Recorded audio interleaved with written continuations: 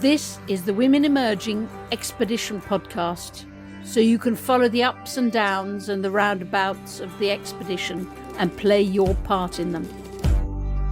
24 women started on the 28th of May 2022 on this virtual expedition that will take 9 months.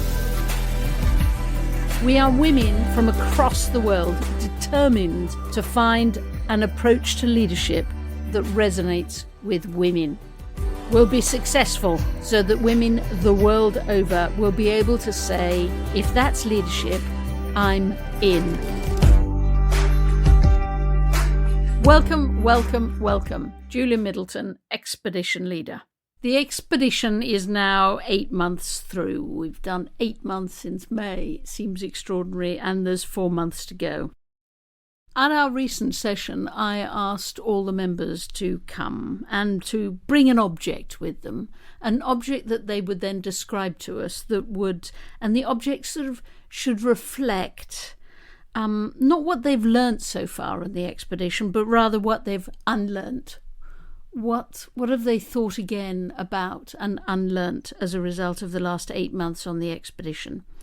And they all came, but let me tell you about Anna Louche. She arrived with her grandmother's nightdress. It was elegant and beautiful and lacy and it was beautiful. And Anna Louche talked about the fact that, before the expedition, I think she half thought that maybe the struggle for women was coming to an end and that we had moved on. And I think that for Anna Louche, the big thing that she's unlearnt is that isn't indeed true, and that it's very much a struggle that continues. It rang a bell for me because I remember when we started Women Emerging, there was someone who said to me, but surely, progress on the women front has been significant over the last 30 years. Look back, Julia, things have changed. And I remember saying, do you remember what a computer looked like 30 years ago?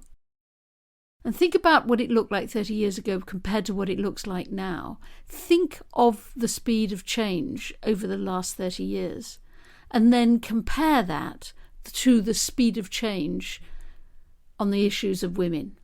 Yeah, sure, there's been some progress, but the pace has been almost glacial. And it's been glacial in so many places, moving forward but incredibly slowly. Well, and in some places, it's going backwards. And particularly, to my mind, in STEM. There's a lot of talk about STEM being slow to progress. I would argue it's going backwards.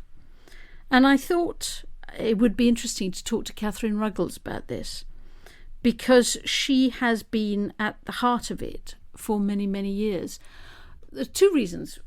One is because Catherine is sort of the same age as me, so she has seen the evolution over the last few decades. She's seen it all pretty well. And secondly, because Catherine Ruggles is Director of Software Engineering at Google and therefore has real insight into the issues.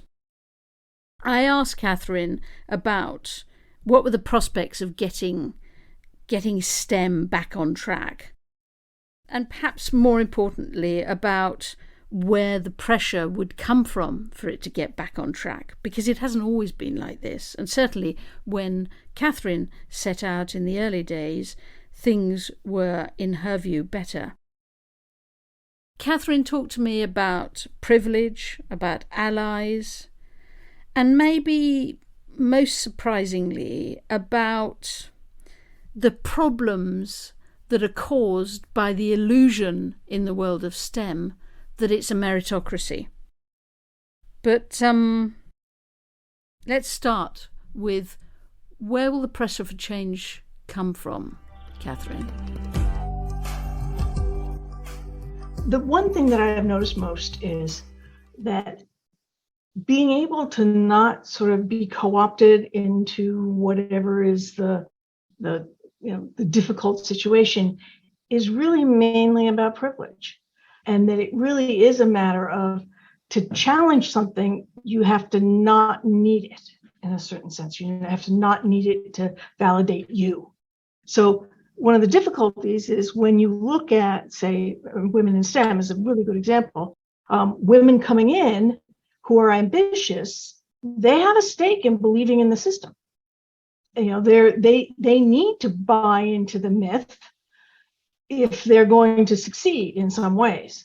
And so the difficulty is, if you start challenging that, you're going to have a hard time if you want to actually, rise up in that world, right? Because the people that have made it in the meritocracy obviously believe in it. So they think this system works. And so if you start challenging this system, you're challenging their value, as it were. And that's not really going to get you very far in climbing the ladder, as it were. So in a certain sense, I think in order to really make a difference, you have to not care about climbing the ladder, which I think is really about privilege. If in fact you don't need the job, then you can challenge. But if you really need the job, if you really need to succeed in your career, it's really hard to challenge. And I think that is true the more you don't fit the mold. So the more you are a marginalized group, the more you are, from a disadvantaged background, any of those things, the harder it is to challenge. The more you are part of the majority group and so on, the easier it is. But even so, it's hard because you're really challenging sort of the success of all the people who have moved up the ladder, who are going to now be judging you and being in charge of your success. So I think it really is a matter of how privileged you are and how little you need to be part of the system. What about the people who are not part of the marginalized group? I think that's much easier. They tend not to get as dinged for it. It is the case that when you look at sort of women who are doing things around women around sort of advancement of women in STEM, they're, especially engineers, their managers will sometimes are, well, they're doing too much of that? Are they doing enough engineering? That kind of thing. But no guy ever gets that. They just get a little star for working on diversity. So yeah, it's much easier for people who are not marginalized group. So I'm the person who can see your face when you say get a little star for diversity. And I feel the same look on my face coming when I use the word ally. These male allies, I feel so patronized, it's unbearable. It's true, but at the same time, they do make a huge difference. It is the case that they make a huge difference. And so I would hate for them to stop. So where will successful challenge come from? I think external. I think it's very hard to challenge from inside any of these systems, and especially the ones that are that really can consider themselves a true meritocracy. I think it's really hard. I think things like the gender pay gap report and things like that are really good because I do think that it sort of bashes the myth a little bit of it being a meritocracy. I think that sort of understanding that it's not because of discrimination, not because of a lack of interest in STEM by females, I think is really important. And I think you do that by demanding more transparency. But I think it has to come from outside. I really do. I don't think it will come from inside. Remember, the people who are running these companies are very much, believe in it, believe that they really did devise a system that was objective and meritorious, all that stuff. I think the worst part is you see a lot of young men who come in like the young women thinking it's a meritocracy, look around and see only male leaders and say, well, that must be because women aren't suited. I mean, that to me is the worst part. What damage has the concept of meritocracy done? I think a huge amount, because it makes it an individual's problem, not a systemic one, right? So the difficulty is that, when I was a programmer or whatever, I mean, I knew that women faced certain challenges in the workplace. And so when I didn't get whatever the guy was getting or whatever, I assumed that, there was some discrimination going on there. And I mean, I knew that they paid the guys more because they had a family to support and so on and so forth. So, I mean, I had no illusions about that stuff. I mean, people said it right out. I mean, it wasn't like you didn't know. Where now, I think women are really gaslit into believing, and even if you tell them otherwise, it's like it's them. I mean, and I think that in a certain sense, the whole thing about being unsure and women having imposter syndrome and all of that, I don't think women actually do have imposter syndrome any more than men do. I think the difference is women are self-aware enough to know they have imposter syndrome. And I think that men tend to feel like that's not an okay thing, so they cover it up even to themselves, most likely. But the difficulty is, because of all of that, women do tend to think it's their own fault. And again, because of the trainings that they give them, no, act this way, no, be like this, no, don't be like that, be like this, pretend. Men are taught all their lives to pretend you're confident, right? Pretend you're not hurt, pretend all of these things. And they have a whole lifetime of doing that. And so women come into the workplace and they're told, no, you have to start pretending like this. And, women are not used to doing that. But the difficulty is if in fact we tell them that this is the reason they're not successful, they think it's their personal failing rather than it's a culture that, basically rewards a certain kind of behavior that has nothing to do with being a good engineer. What's it have something to do with?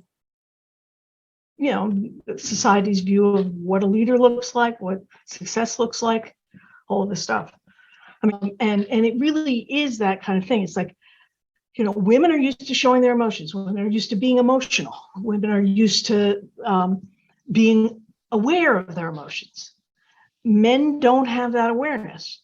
Men allow themselves really only, one emotion, one negative emotion, which is anger. They don't allow themselves to feel hurt. They don't allow themselves to feel sad or any of those kinds of emotions, and certainly not in the workplace. And so, this difference, and the fact that sort of men who exhibit that, that stereotype, that very confident, very, lack of emotion kind of thing, succeed, makes women feel like they're wrong for having emotions and being aware of their emotions. But I do feel like it does make women better leaders often.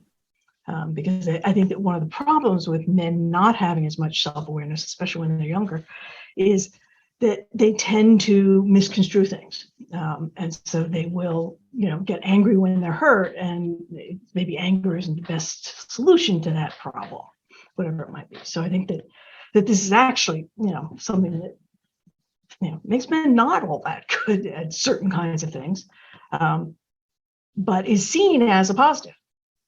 And it does tend to be, you look like a leader because you're acting that way. And part of that acting that way is to show anger. Yes, show anger, but mostly show very little emotion. But the only emotion that is acceptable to show is anger. But the problem is, I mean, men are just as emotional as women. They just can't show it, and they don't really know it. They're not that self-aware. Has there ever been a moment where you have thought, I'm in danger of becoming part of the problem? I don't know if I've thought it that much, but I'm sure I've been it. I mean, I've been doing this for 40 years. and tech has been getting progressively bad over those years, and I've been in leadership positions, so I clearly have been part of the problem. I am not by nature an activist. I'm by nature a geek. I really never set out to change the world. I set out to write computer programs, and that's what I love doing. And so in a certain sense, I'm sure that I've been part of the problem often, and I'm not sure it's mattered to me all that much a lot of the time. But I do feel like it got to such a place, and the culture of computing changed. And so one of the things that happened for me was the whole, when I started seeing sort of the Facebook and the social media stuff and how that was influencing the world, and how that had been built by a culture that was all about sort of competition, getting ahead, and not so much about care and all of those other kinds of things that would matter to me. I started thinking that in fact, sort of this horrible culture in tech was actually impacting the world in a way that was really detrimental. And sort of the lack of understanding of that, of how that was happening in, I think, the leadership of various tech companies, I think is a result of the culture in tech. So you've been a boiling frog yourself, Catherine, not noticing as the heat gradually rose over the years? Yeah, I mean, I definitely was a boiling frog. I mean, I think there's no two ways about it. And I do think that, for at least the first 20 years of my career, I was somewhat oblivious or, somewhat boiled. But it's like at this moment, there's no boiling frog, because it's all on fire. So it's not like you jump into it and you don't know. I think it's much more you jump into it and you're gaslit, not that it gets worse, because it is already worse. I mean, there is no. I mean, tech culture is already sort of boiled. What culture have you deliberately gone out to create in your own team now? A lot of the stuff around being who you are. I mean, and everyone being who they are is okay. That being clear about what the many different ways you can be a successful engineer. That there is not one type of good engineer. That what matters is the software. And building great software, not your affect, how well you promote yourself, all of these other things, and I do think that sort of allowing people to have their emotions, allowing people to be who they are, all of those things, and encouraging it in so many ways, I think is really important. But it's not easy. I mean, you're going against a huge amount of sort of, this is the way it is kind of stuff, and bro culture that is just really entrenched. Are you quite glad you were your generation? I feel like I did get to ride a revolution that was fascinating to me. I mean, I am a geek. I love computers. I love all the stuff about them. So I didn't really have to fit in a certain sense. I certainly didn't have to go through what I think young women have to go through right now, which I think is horrible. So yes, I mean, I don't think I would have done all that well in this kind of world that we have now. So in that sense, I'm really glad, and I feel lucky. Would you mean what women have to go through now is really horrible? Oh, I mean, just the twist yourself into a donut and act like a guy in order to get, to be successful. Change your personality to be successful. I didn't have to do it. Luckily, I'm very grateful. It's even worse than that, isn't it? It's change your personality to be successful, and even outrageously to be authentic. There you go. Don't you love that? Yeah, you have to be authentically inauthentic. And yeah, no, it is a riot. I mean, it really is. And it is like, it's kind of like, I mean, I am a gay woman, and I was back then, and there's no chance in hell it would have occurred to me that I would ever be out on the job. I mean, for the first 20 years of my career, I was totally closeted, of course, because everybody was, and didn't bother me. I mean, or put it this way, that's a whole nother set of things, but it certainly didn't bother me in my career. You know what I mean? It's like, but having to turn my personality around and be a different person would have been much harder. Being in the closet was easy in comparison. And so I feel like women today are being told, to be different, to be not who they are in order to be successful. And I think that's kind of horrible.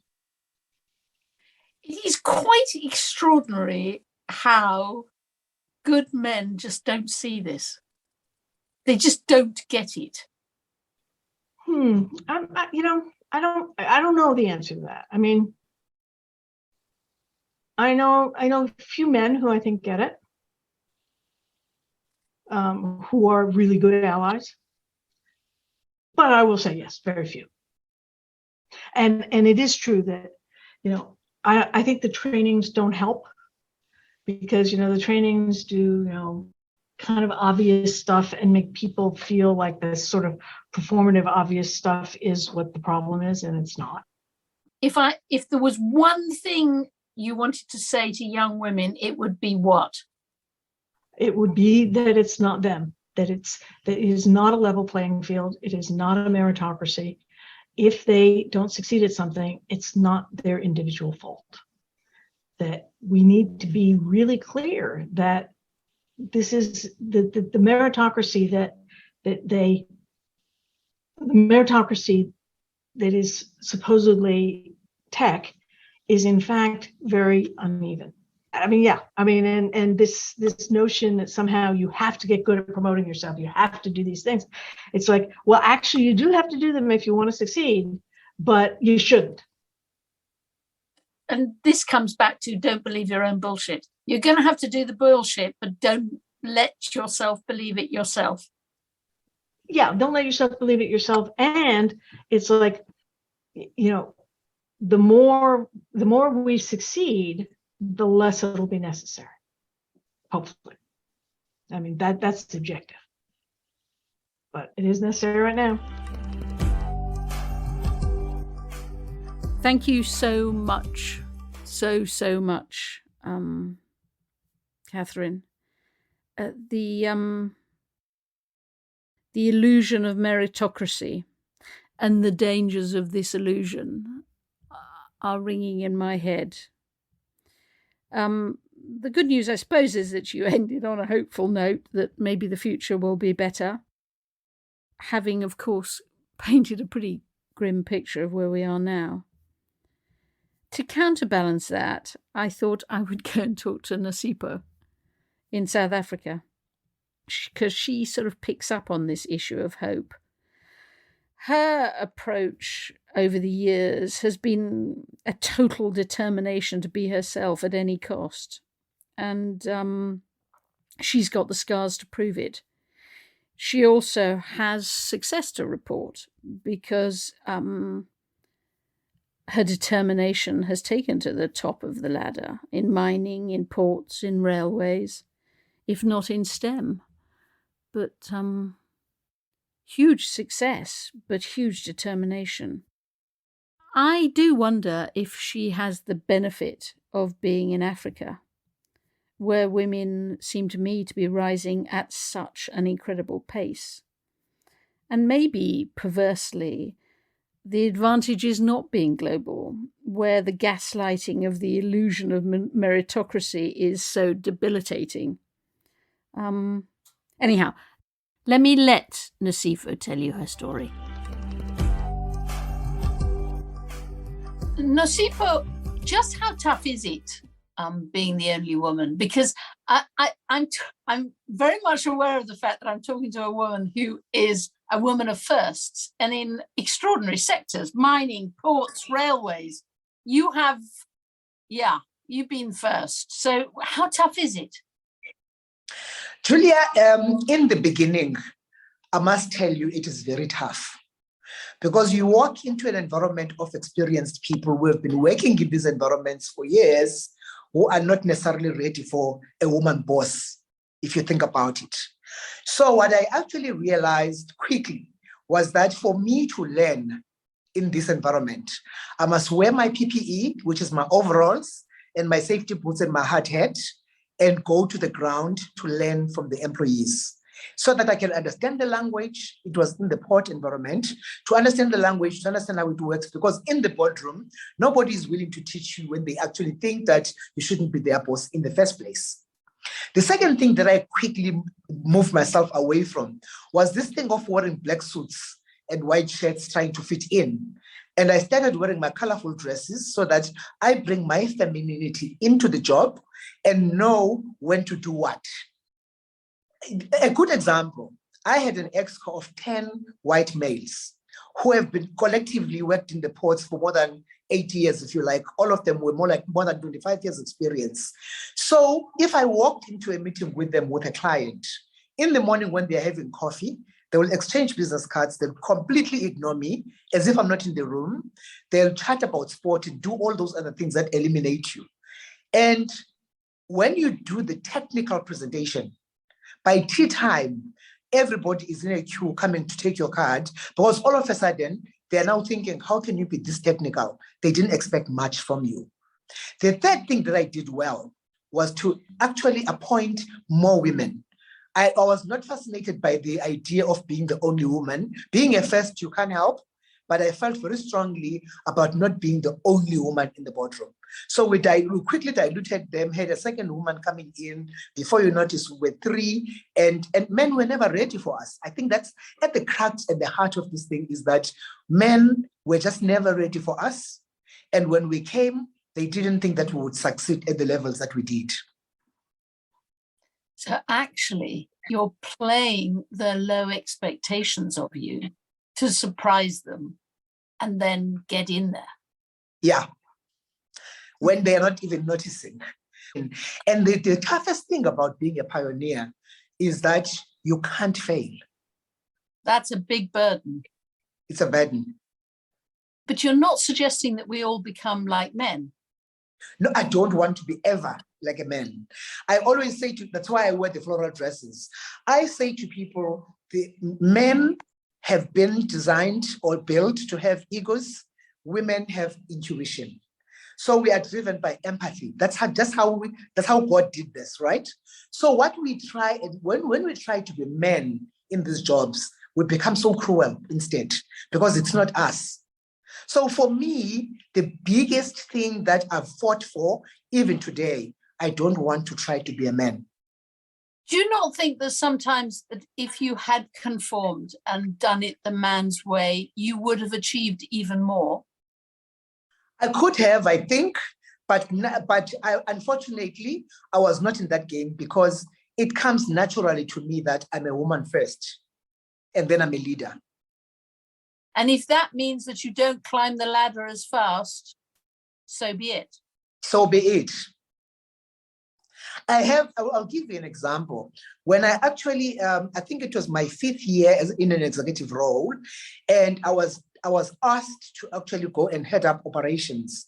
And I told my boss that I'm not ready for that, because the other thing that I wanted to do was to learn as much as I can, that by the time I become a COO or CEO of an organization, I know exactly what I'm talking about. So climbing the ladder fast because you're a woman, if you're not gathering any moss, it's also a waste. Because you can't fail. Because you can't fail. Do you think that the real change will come from the inside of organizations or from the outside?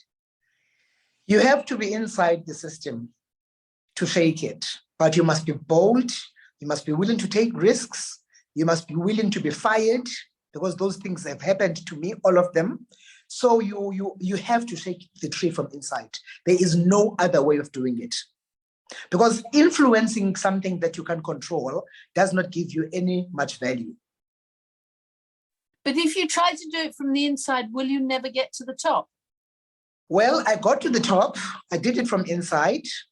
I got fired. I got demoted twice in one day, but I continued to shake the tree. And because of the strides I was doing in the industry, because I stayed in the industry as well, because that's the other thing that we don't do as women, because we are so few. Some people make the mistake of jumping from one industry to the next. I stayed in the industry so that I gained the respect of the industry. So shaking the tree from inside, you must be willing to take risks. I've called 3 meetings with my children where I've told them I've been demoted, came back, I said I've been demoted again, came to them, I've been fired without a plan. I've also resigned without a plan to go and influence elsewhere. But it always has to be inside. Do you think things will change? The wheel is turning very slowly, but it is turning. Women are actually making strides out there in the private sector, in the public sector, globally as well. The wheel is turning. And I think the future is women. Subsequent to COVID, the pandemic, people are now choosing where they want to work. They choose who they want to work with. So there isn't going to be a future for bosses who think they will bully people into doing things. Women have an opportunity to get into that gap and use their natural empathy to lead their teams. I think at the heart of the problem is that the world believes in men. So there's a strong sense that when a man walks in, they know what they're talking about and things are about to change.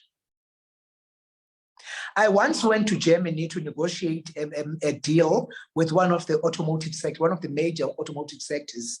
They asked 3 times, the Germans, so where's your boss? This was in 2002, long before they had a woman prime minister themselves. Where is your boss? And I kept saying, I am the boss. Because for them, this deal might not be closed because there isn't a man accompanying you. So men have mastered the thing of actually getting the world to believe in them. And it's something that we're beginning to master as women. And it's taking us long to have the confidence to say, the buck stops with me actually. And yes, we will close this deal. So for me, at the heart of it is that if you walk in as a man, there's full-time confidence immediately that things are going to change and it will happen.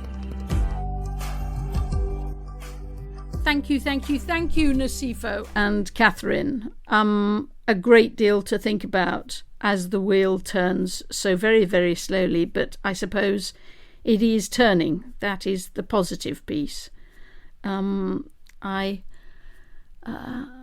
worry about Anna Lucia's grandchildren holding up her nightdress in years to come. But anyhow, the thing that frightens me the most is that maybe the wheel is turning almost slowest in the world of STEM, where STEM is driving so much of the pace of change all over the world, but not in this issue.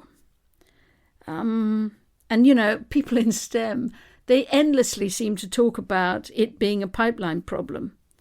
And talking to Catherine seems to me to make it absolutely clear that it's not much to do with pipeline. It's to do with the culture. So thank you, both Nosipho and Catherine. So the expedition has 4 months to go. There's a great deal going on. Thank you to everybody who's following us, everybody who's throwing their ideas in, everybody who's suggesting fantastic people for me to talk to and meet and learn from and explore with. Thank you so, so much, and lots of love. Thank you for listening to the podcast. We would love you to follow the expedition and provide your own stories and perspectives. You can do this by subscribing to this podcast and joining the Women Emerging group on LinkedIn, where you can have your say.